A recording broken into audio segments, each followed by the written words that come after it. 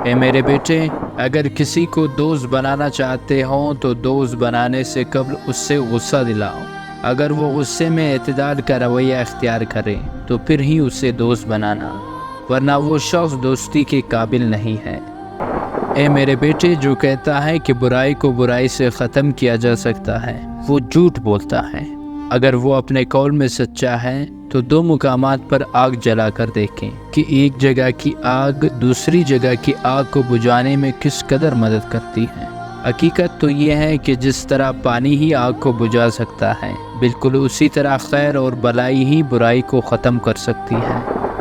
اے میرے بیٹے، میں نے لوہا اور پتھر سب اٹھائے، لیکن قرض سے زیادہ بوجھل چیز کوئی نہیں اٹھائی۔ اس لیے اپنی زندگی میں جتنا ہو سکے قرض سے بچنا۔ اے میرے بیٹے، نافہم عورتوں پر کبھی بھروسہ نہ کرنا، کیونکہ وہ تمہیں نقصان کے علاوہ کچھ نہیں دیں گی۔ اے میرے بیٹے، کبھی کسی سے حسد نہ کرنا، اور حسد کرنے والے سے ہمیشہ بچنے کی کوشش کرنا۔ میں تمہیں حاسد کی 3 علامتیں بتاتا ہوں۔ پیٹھ پیچھے لوگوں کی غیبت کرنا، لوگوں کے سامنے ان کی چاپلوسی کرنا، دوسروں کی مصیبت پر خوش ہونا۔ اے میرے بیٹے، جاہل لوگوں سے دوری اختیار کرو، ان کی محبت سے پرہیز کرو، ایسا نہ ہو کہ وہ تمہیں بھی اپنے جیسا بنا لیں۔ کسی کو لوگوں کے سامنے کبھی بھی شرمندہ نہ کرو۔ اگر کسی کی اصلاح کرنا مقصود ہو تو اکیلے میں کرو۔ میں نے زندگی میں بولنے پر کئی بار افسوس کیا ہے، لیکن خاموش رہنے پر مجھے کبھی افسوس نہیں ہوا۔ میں نے عقل بیوقوفوں سے سیکھی ہے۔ جن کاموں سے وہ نقصان اٹھاتے تھے، میں ان سے پرہیز کرتا تھا۔ اے میرے بیٹے، خدا کی زمین پر اکڑ کر نہ چلو، کیونکہ اللہ تعالیٰ مغرور اور اکڑنے والوں کو پسند نہیں کرتا۔ رفتار میں ہمیشہ میانہ روی اختیار کرو۔ گفتگو کے دوران آواز ہمیشہ نرم رکھو، کیونکہ چیخنا چلانا انسانوں کا کام نہیں ہے۔ اگر کرخت اور اونچی آواز پسندیدہ چیز ہوتی تو گدے کی آواز سب سے اچھی سمجھی جاتی، جو کہ بدترین آوازوں میں شمار ہوتی ہے۔ اے میرے بیٹے، احمق شخص کے لیے نصیحت کا سننا اتنا ہی مشکل ہے جتنا ایک بوڑھے شخص کے لیے پہاڑ پر چڑھنا۔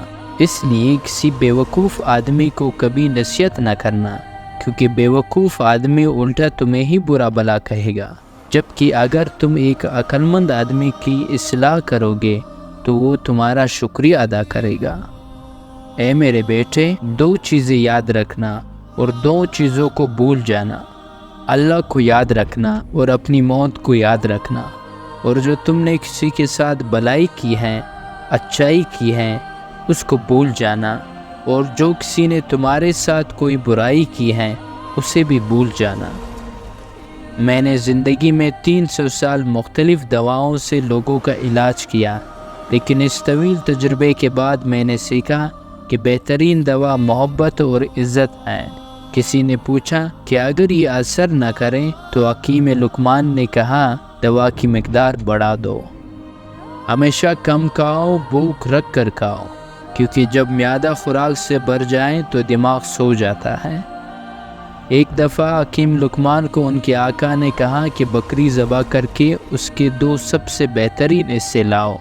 آپ نے بکری ذبح کی اور اس کی زبان اور اس کا دل نکال کر لے گئے۔ ایک دوسرے موقع پر آقا نے ان سے کہا کہ بکری ذبح کر کے اس کے 2 بدترین حصے لے آؤ۔ آپ نے بکری ذبح کی اور اس کی زبان اور دل نکال کر لے گئے۔ پوچھنے پر انہوں نے بتایا کہ اگر زبان اور دل صحیح ہو تو سب سے بہترین ہے، اور اگر یہ بگڑ جائے تو ان سے بدتر کوئی چیز نہیں۔